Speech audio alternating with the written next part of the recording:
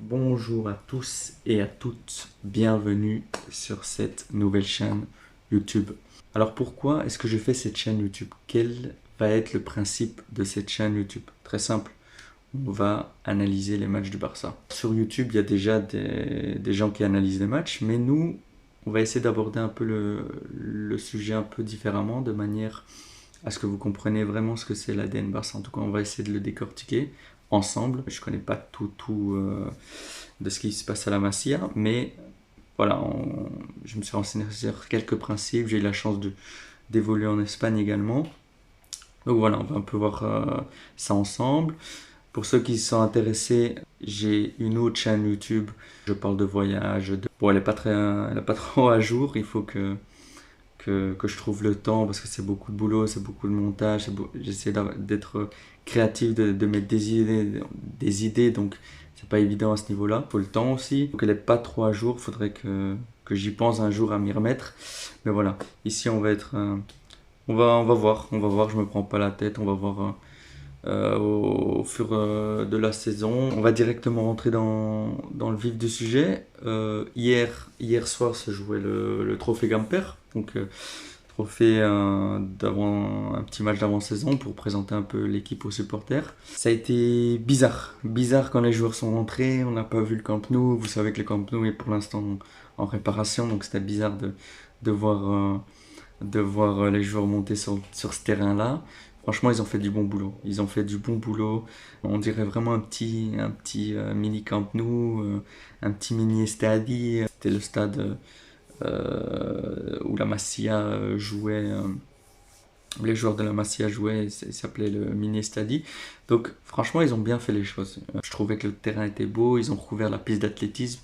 Ça donnait bien. Il y avait un beau logo Barça. Ici, un de mes meilleurs amis, le petit tableau, ce qui va me permettre d'un peu vous expliquer des choses, que ça soit un peu plus visuel pour vous. Xavi, vous savez, en tout cas ceux qui suivent le Barça, vous savez que l'ADN Barça c'est un 4-3-3, voire un 3-4-3. Je me souviens en conférence de presse, un journaliste avait dit à Xavi, ouais, vous travaillez le 4-4-2. Xavi dit, mais jamais de la vie on a travaillé un 4-4-2 au Barça. El equipo esta temporada, curiosamente, ha respondido más en el 4-4-2, con la ventaja de que Valde te hacía mucha labor de extremo y te abría más el campo. ¿Qué pierde el equipo con este 4-3-3, que sería volver un poco a los orígenes, y qué gana? Bueno, déjame decir que el 4-4-2 no lo he utilizado en mi vida como entrenador. Ça c'est mort, sauf Valverde, mais bon, ça on va pas en parler. Nous on est les rouges, donc vous voyez bien que on a un 4-3-3. Ce que Xavi a l'habitude de faire avec l'animation de son 4-3-3, il le transforme en 3-4-3. Peut-être dans une prochaine vidéo, je vous expliquerai le but de ça. C'est tout simple, c'est avoir un mis en plus. Donc Gavi a ce rôle de revenir dans ce milieu de terrain. Donc on a Ter Stegen au goal. Donc ça c'est le ballon, on va le mettre de côté pour l'instant. On a Ter Stegen au goal, Koundé, on a Araujo, Eric, Balde, le milieu, le 6, Oriol Romeo avec Frenkie de Jong et Pedri, Gavi, Lewandowski et Rafinha.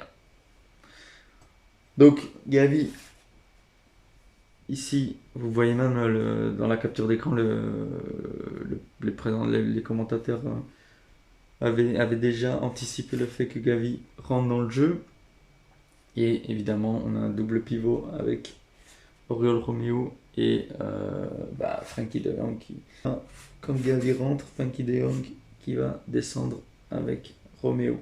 Alors en face, je vous mets la composition de Tottenham. En face, on a un 4-4-2-3-1 on pourrait voir aussi un 4-3-3 avec Lo Celso qui joue en pointe haute, en 10 à l'ancienne, en mis en off. Lors de la composition d'équipe, on va un peu analyser ça. Ça m'a un peu surpris de voir Eric titulaire. Je me suis dit, mais c'est bizarre de voir Garcia titulaire. Oui, Christensen. Après, j'ai vu sur Twitter que Christensen était blessé. Dommage, j'espère qu'il reviendra très vite.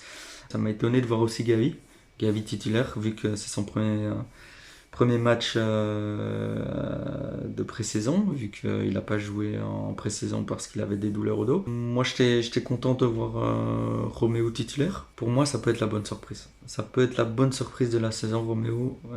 Transfert, il vient de Gijón, formé à la Masia, et ça se voit. Ça se voit direct, on va le voir plus tard, que ça se voit direct qu'il a été formé à la Masia. Il a des principes que seul un joueur de la Masia connaît. Roméo, content qu'il soit là, content qu'il soit un titulaire. Roméo peut être la bonne surprise de la saison. Il a fait un gros match, très très gros match contre le Real.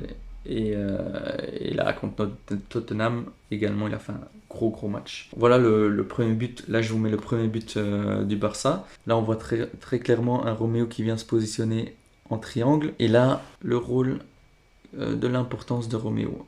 L'intelligence de jeu qu'il a. Donc l'action se déroule ici. Donc voici l'action de Roméo. Donc on a Roméo ici. Ce qui va être important, donc Araujo va lui donner. Et là, ça va être important. Pourquoi? Parce que Roméo reçoit le ballon dos au jeu. Il reçoit le ballon dos au jeu. Et là, il a ce moment de pause. Parce qu'il ne peut pas donner directement à Pedri, vu que vous voyez Pedri est encerclé par deux hommes. Il est encerclé par deux hommes. Et lors de l'action, vous voyez que Rafinha, il a tout l'espace libre ici. Et là, Roméo, il prend son temps. Il prend son temps d'orienter en protection de balle, d'orienter son corps, protéger le ballon, pour se tourner face au jeu et ensuite envoyer ballon en profondeur pour Rafinha. Rafinha qui va ensuite donner le goal à Lewandowski. Donc là, vous voyez vraiment le mode pause. La pause de se dire, ok, je joue pas directement, j'attends, je protège mon ballon et je peux pas jouer Pedri. Pedri, pourquoi on peut pas jouer Pedri? Parce que Pedri est ici et il est encerclé par deux hommes. Si Roméo lui donne, il sait que lui il est en difficulté. Qu'est-ce qu'il a comme solution Pedri? Soit qualité individuelle de Pedri, on connaît, il peut se retourner, soit il peut remettre à Roméo. Là, Roméo, tac, il vient. Lui arrive, il protège son corps vu que Roméo est assez costaud. Et ensuite, qui va lui permettre de jouer la profondeur. La profondeur pour ce match-ci était un élément clé. On va le voir plus tard. Dans la construction, également, Roméo est super important. Évidemment, c'est Frenkie de Jong. Bon, ben, ça, vous connaissez tous Frenkie. Mais Roméo est super important. Pourquoi? En fait, pourquoi Xavi l'aime tant? Parce que il y a des éléments que Roméo, à travers la Masia, ça se voit, recherche constamment de l'homme libre. Où est l'homme libre? ¿Cuántos hombres libres hay? Dos. Hay que encontrarlos. Ça, c'est super important. Ici, donc, je vous montre à la relance du gardien. Tottenham défend en 4-4-2. Ballon au gardien, 4-4-2. Ter Stegen est patient avec le ballon. Il attend que un des attaquants sorte sur lui. Un attaquant va sortir sur lui, ce qui va libérer Eric, ce qui va libérer cet homme-là. Comme Ter Stegen n'arrive pas à joindre directement Eric, parce que l'attaquant coupe la ligne de passe, il passe par le concept du troisième homme. Troisième homme, c'est quoi? Je joue en triangle. Roméo qui vient pour former ce triangle, qui va recevoir le ballon.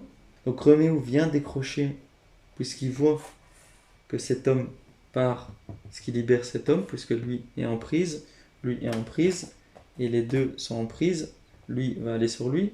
Donc lui vient, impossible de joindre Eric. On voit que Roméo vient décrocher. Son but pour décrocher, c'est directement, si j'ai le ballon, je joue l'homme libre. Je joue derrière la défense et je cherche le troisième homme. Donc formation de triangle, tac, il donne ici, et ensuite il va chercher l'homme libre qui va pouvoir progresser. Donc vous voyez sur la vidéo, tac, il vient. Roméo, il vient décrocher, et grâce à la prise d'information qui est super importante, il a vu l'anticipation de celui-ci. De celui-ci qui est en marquage avec Baldé. Tac, anticipation, il voit qu'il va anticiper la ligne de passe. Et donc, qu'est-ce que fait Roméo? Frenkie n'est pas injoignable. Qu'est-ce que fait Roméo? Tac, il vient, il envoie Baldé. Long ballon Baldé, qui Baldé est seul et, comme on peut voir sur la vidéo, peut progresser. La passe, il faudrait qu'il la poule légèrement, mais l'idée est là. L'idée est là. Franchement, Roméo, quand je le vois jouer, je dis pas que c'est Busquets Prime, mais il y a des similitudes. Il y a des similitudes, à un moment donné, il attend bien, il garde le ballon, il attend que l'adversaire le tacle. Et ça, c'est super intelligent. Il gagne la faute. Il donne pas vite le ballon, il contrôle, il sait qu'il va être taclé, il attend, il donne et il se fait tacler pour gagner un coup franc. Il sait quand il faut ralentir le jeu, il sait quand il fait jouer une touche, il sait où il faut trouver l'homme libre, il sait comment former un triangle, il sait comment gérer la position de son corps. Au duel, il est là, costaud, il est là, physiquement. Techniquement, c'est pas mal. Franchement, pour moi, ça va être la bonne surprise. J'aime beaucoup Roméo. Par contre, désolé pour la vidéo, la résolution de l'image. Le but, c'est pas que vous ayez une vidéo de match super top qualité. Le but, c'est pas ça. C'est que vous visualisiez un peu, que vous compreniez. C'est pour ça que je mets un peu le tableau. Peut-être que visuellement, c'est peut-être plus clair pour vous. Chacun a son feeling. Sur l'image, on le voit pas clairement. On voit pas clairement à la TV parce que la TV filme essentiellement l'action. Le latéral vient vraiment serrer sur Gavi. Ce qui va faire que lui va libérer tout le couloir pour Baldé, tout l'espace libre pour Baldé. On voit bien que Tottenham est en bloc haut. Ça veut dire que l'espace libre est là et qu'il faut chercher la profondeur. C'est ce que va utiliser le Barça. Sur la vidéo, on voit le même système, encore une fois. Donc, Ter Stegen attend que l'attaquant de Tottenham sorte. Il y en a un qui sorte, lui ou lui. Dans ce cas-ci, c'était souvent lui. Tac, il sort. Qui libère Eric. Eric forme un La Masia. On critique beaucoup Eric, mais il sait jouer, il sait contrôler un ballon, il sait progresser, il sait voir l'espace libre. Techniquement, c'est bon. Défensivement, il doit encore bosser, mais il est jeune. On voit qu'il a été formé à La Masia. Il a cette intelligence de jeu. Donc, on voit bien que un attaquant sort sur le gardien, pressé, Ter Stegen. Roméo voit que la porte, donc la ligne de passe qui s'ouvre, il y a une ligne ici, entre les deux. Roméo vient former un triangle, et ensuite il vient chercher le troisième homme. Dès que l'attaquant lance le pressing, le gardien donne à Roméo, et il sait que Roméo, il a vu par la prise d'info qu'il est tenu. Donc il vient chercher le ballon, lui le suit, il sait qu'en une touche il doit donner. Tac, et il donne en une touche, il donne à Eric. Donc on le voit sur la vidéo, tac, hop, une touche de balle, la première touche est pas très bonne. Voilà, on voit la différence avec Busquets, et on voit directement Eric qui lance Baldé en profondeur. Et Baldé, on se connaît la vitesse de course, bah voilà, ça fait mouche. Baldé, c'est une fusée. Je remets l'action. Donc, tac, Roméo vient de décrocher. Hop, Eric contrôle, prise d'espace. Et là, on voit le rôle de Gavi sur cette action. Gavi qui vient de décrocher, ce qui va amener avec lui le latéral, là on le voit, et qui va libérer complètement l'espace pour Baldé. On voit Gavi qui part de là, qui part haut.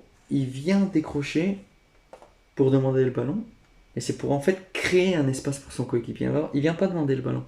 Il sait que l'homme libre, il est là. Il est Baldé. Il vient dans cette intelligence de la Masia venir pour créer un espace pour son coéquipier, parce qu'il sait que lui, il va le suivre. Parce que dans sa tête, il se dit, bah, Eric va donner à Gavi. Donc il sait, hop, je te colle, et donc Eric va trouver cette ligne de passe pour Baldé. Très très bien joué. Et c'est là qu'on voit toute l'intelligence de Roméo, tout le travail aussi de Xavi qui a remis en place ce jeu de position, ce jeu en triangle, ce recherche de troisième homme, ce recherche d'homme libre.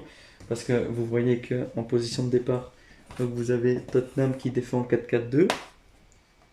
Donc, hops.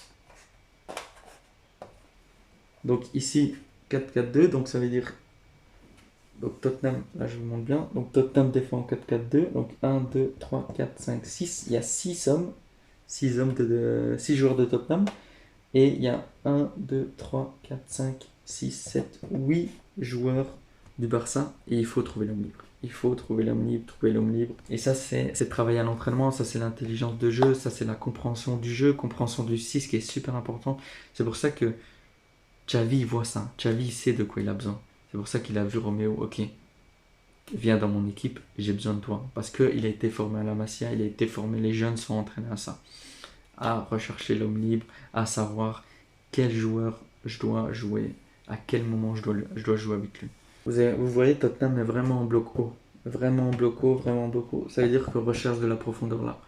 Et là, je vous montre une petite photo où Frenkie de Jong, il a le ballon ici. Et là, on voit direct Lewandowski qui vient faire cet appel en profondeur. Et ensuite, Frenkie de Jong va lui donner. Alors ici, je vous mets le but de l'égalisation. Donc, on voit Pedri et Raro, incompréhension entre les deux. Pourquoi? Parce que, je vous le montre au tableau, incompréhension entre les deux, de Pedri et Araujo. Pourquoi? Parce que Pedri, je ne l'ai pas trouvé top. On va pas se mentir. Physiquement, il y a des attitudes que j'ai pas aimées. Il revient en marchant. Bon, je sais, c'est le Trump-Gamper. C'est la pré-saison, mais je dis rien. On verra cette saison. Attention, Pedri, avec ballon, j'ai rien à dire. Mais sans ballon, j'ai pas aimé. Frenkie de Jong, pareil. Il y a des moments, je vois il marchait sur le but qu'on va voir. Je vous mets en vidéo. Il est en tort, lui aussi. Parce qu'il revient en marchant, parce qu'il marche. J'ai pas aimé. Donc, peut-être que ils se disent, bon, c'est le trophée grand-père, c'est bon. Premier match au Montjuic, j'en sais rien, mais j'ai confiance en Frenkie et en Pedri, donc on verra. Pedri, physiquement, je l'ai trouvé fatigué. Après, peut-être il était dans un mauvais jour, peut-être il avait pas envie, je sais pas. Pedri arrive, tac, il donne, Pedri, hop, continue, et là, il a l'incompréhension. Parce que Pedri, quand lui l'a donné, il va directement demander à une 2 dans l'intervalle. Lorsqu'il fait ce mouvement-là, Araujo regarde uniquement le ballon, Pedri regarde uniquement le ballon. Et c'est là l'erreur entre les deux. Parce que Pedri va aller sur lui, ce qui est normal vu qu'au Barça, souvent c'est ceux qui sont près du ballon qui y vont. Et normalement, Araujo doit être attentif à celui-là. Parce qu'il va partir et Araujo va venir fermer, qui va libérer l'espace intérieur pour ce joueur. Il va lui donner, parce qu'il libère l'espace, Araujo vient ici, il libère tout l'espace sur la ligne que le joueur de Tottenham, tac, peut envoyer sur la ligne pour centrer. Il a tout le temps de voir et de centrer. Ce qu'aurait dû faire Araujo, déjà, c'était pas de se jeter. Araujo, il a cette fougue. Il se jette beaucoup. Quand il fait ça, il libère un espace parce que Pedri et lui ferment le jeu. Il permet aux joueurs de Tottenham tout l'espace de envoyer un ballon en profondeur. Donc, ce qu'aurait dû faire Pedri, déjà Araujo n'aurait pas dû serrer autant. Il aurait dû bien fermer l'axe. Donc, quand lui, il a le ballon, tac, il donne. Araujo, au lieu de se jeter, il reste ici. Et là, on voit Pedri qui viendra fermer, et lui, il vient. Et là, Pedri, tac, si lui vient, Araujo, il est en couverture défensive. Ou, tac, il peut aller là, et Pedri va le suivre, et Araujo va prendre son homme en charge. Donc, incompréhension à ce niveau-là. À ce niveau tactique, qui prend qui fait quoi. Il y a aussi Roméo, sur l'action, il n'est pas trop en couverture. Koundé un peu trop loin de l'action. Tottenham, il tire sur le poteau, ça revient, voilà, ça marque. Incompréhension de Araujo, Pedri. Frenkie qui revient en marchant. Roméo qui, défensivement, il ne voit pas ce triangle. Il ne voit pas ce triangle défensif. Ici, il doit y avoir un triangle qui est la fabrique, l'ADN Barça, le triangle. Forcément, ça ne va pas être Koundé qui va venir si haut. Donc ça doit être Roméo qui doit venir, tac, fermer. Mais là on voit Roméo qui est en marquage individuel. Et on voit Frenkie de Jong, qui est là et qui tient personne et qui revient en marchant. Donc voilà, c'est encore je pense des petits réglages. Je pense que Xavi va voir ça à la vidéo et va leur dire. Incompréhension entre les Défensivement, peut-être un peu de la nonchalance. On verra au cours de la saison si ces erreurs-là se répètent. Donc sur le deuxième but de Tottenham, ça c'est l'erreur de Frenkie. Frenkie déjà qui rate le ballon. Ensuite, vous voyez bien sa course. Elle est mauvaise. Il regarde pas le ballon. Il court comme ça. Il sait pas où est le ballon. Il sait pas où est l'adversaire. Et ensuite l'adversaire arrive dans son dos et par un bon coup de tête passe devant Frenkie et mystifie le gardien comme on dit. Donc voilà un peu de nonchalance de Frenkie. Sur les 2 buts, il est assez en tort, donc il faut te réveiller mon grand. On verra si tu me regardes. Non, mais on verra au cours de la saison. Mais il a quand même, avec ballon, il a quand même fait un terrible match. Frenkie, pour moi, est un joueur exceptionnel. Je reviendrai peut-être dans une prochaine vidéo sur vraiment point par point, comme un peu fait Logito. Logito, j'aime beaucoup, il me fait rire. Je l'appelle un peu Logi, un peu intime, lui et moi. Non, mais il fait un peu le même concept, il note un peu les joueurs. Il a son avis, moi je vais mettre le mien. Je ne veux pas forcément copier qui que ce soit. Il a son avis, moi j'ai le mien. Voilà. On a 2 avis différents sur le Barça et sur les joueurs. Comme youtubeur aussi, j'aime beaucoup Massian, il me fait rire aussi. Il a des bonnes analyses. Je vous invite à voir Logi si vous aimez le Barça, Logito, Massian, Café Barça. Voilà, c'est les 3 que j'aime bien regarder, que je vous invite à aller vous abonner à eux, aller leur donner de la force et aller un peu voir ce qu'ils disent. Ils disent des choses que moi je dis pas forcément. Moi j'essaye un peu de me concentrer sur le jeu, eux ils donnent un peu leur avis personnel.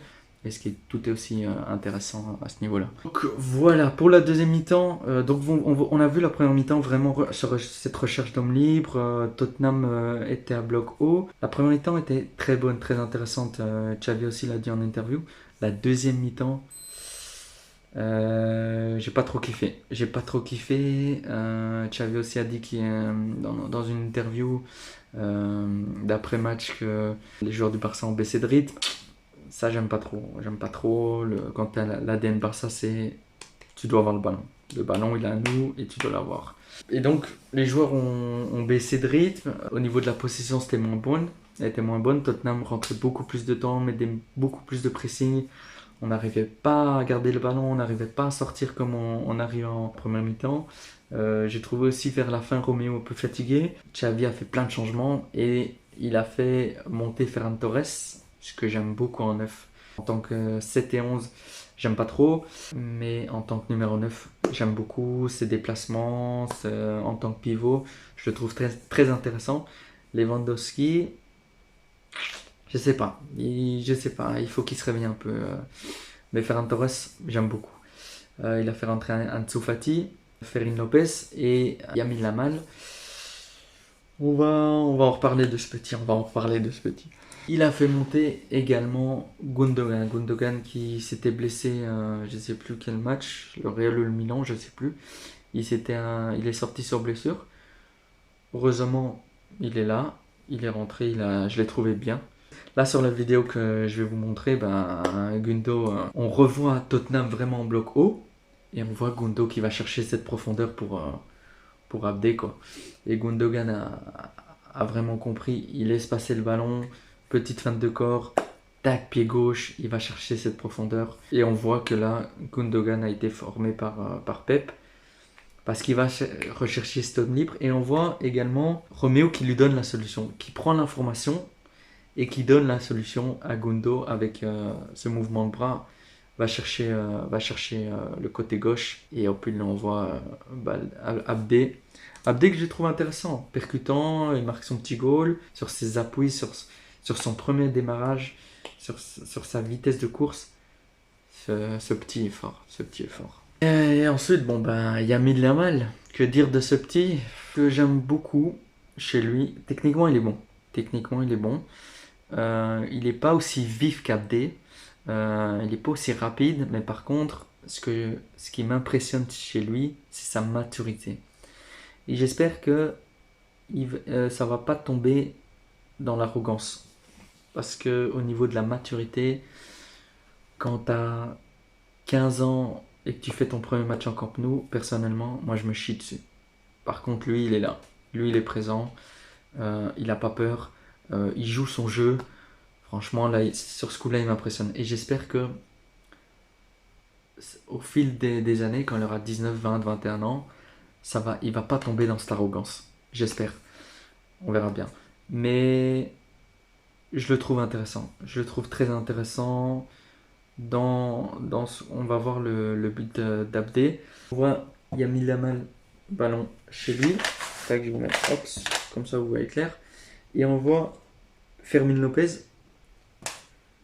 Toute cette intelligence de cet intérieur qui va, encore une fois, chercher l'espace libre. Donc il sait que le mouvement, le ballon, il ne doit pas le recevoir là.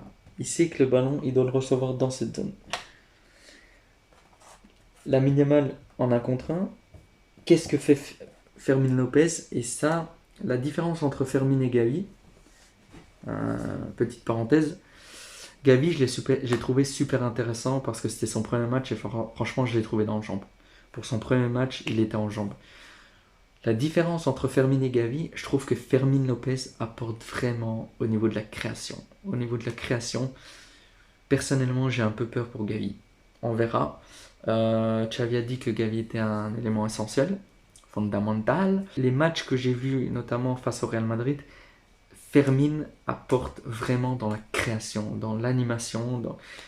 Ce petit-là, ça lui a fait beaucoup de bien de partir en prêt en Division 3. Il a vraiment cet apport offensif que manque le Barça. L'année passée, on a été champion, mais ça manquait.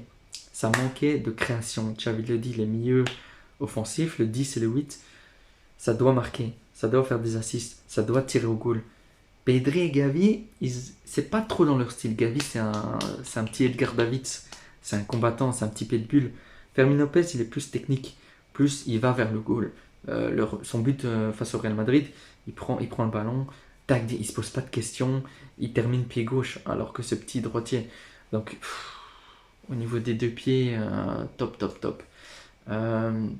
Et là, on voit dans cet élément de création, Fermín López, il vient directement. Gavi, c'est pas trop dans sa nature. Là, Fermín, il se projette. Projection dans l'espace. Donc, il vient demander sur la ligne. Il prend l'information. Avant de faire ce mouvement. Il prend l'information pour voir s'il y a un joueur qui vient. Donc là, on voit, tac, cet appel, il part dans la profondeur. Il tourne la tête, il lève la tête. Hop, Abdé se positionne correctement au point de pénalty et termine l'action en beauté. Tac, Lamine Yamal, il fixe, il donne au bon moment, hop, Abdé tout seul, et voilà. Vraiment la pointe de vitesse d'Abdé, il lève bien la main, il fait le bon appel, il termine une bonne finition. On voit également Ferran Torres, j'aime beaucoup. Sur la vidéo, on voit, il tourne la tête et ensuite il se projette devant. Donc on a Fermín, on a Abdé et on a Ferran Torres. Les deux vont se projeter dans le demi-espace. Je trouve par rapport aussi à Lewandowski, Ferran Torres, il a vraiment cette explosivité. Comme un peu Abdé, sur ses premiers mètres, il est vraiment explosif. Lewandowski, bon, il est plutôt jeune. Mais sur ce point-là, j'aime beaucoup. Sur cet aspect technique de Ferran, j'aime beaucoup. Ce qui est intéressant aussi, c'est le petit Lamine Yamal. Il vient vraiment fixer, il attend le bon moment. Il fait pas des gris-gris tout le temps. Il sait quand il faut dribbler, il sait quand il faut donner, et il sait où donner, dans l'espace libre. Il sait que ça c'est entraîné à la Masia. Ces deux-là, ils sont formés à la Masia. Il sait que la solution est là. Il sait que lui va faire ce mouvement-là. Ils se connaissent. Ça, c'est l'ADN Barça. Ou exploiter l'espace libre. Ouais, ensuite, Lamine Yamal sur le dernier but. On voit Reguilón. Je sais pas ce qu'il a. Est-ce qu'il est blessé? Est-ce que Lamine Yamal lui a fait un petit cassage de rein? Reguilón s'est blessé après? Est-ce que Reguilón s'est blessé avant? En tout cas, Reguilón il a morflé avec. Déjà, il s'est tapé Rafinha en première mi-temps. Après, il s'est tapé Lamine. Lamine, il a un nom difficile ce petit. On n'a pas l'habitude, donc il s'est tapé Yamal. Il est sorti sur blessure. mais on verra. On verra ce petit, on verra. J'attends beaucoup plus. Dans le sens où j'attends pas forcément beaucoup plus de lui, mais j'attends qu'il ait beaucoup plus de temps de jeu. Voilà, je termine cette petite vidéo par l'image de l'homme du match. L'homme du match, Frenkie de Jong. Frenkie de Jong, qui est pour moi exceptionnel. Frenkie a encore fait un terrible match. Voilà, première vidéo. J'espère que ça vous a plu. J'espère que c'est surtout intéressant. J'essaye de faire des vidéos pour que ça soit intéressant et pour que vous comprenez un peu ce que recherche Xavi, ce que recherche l'ADN du Barça.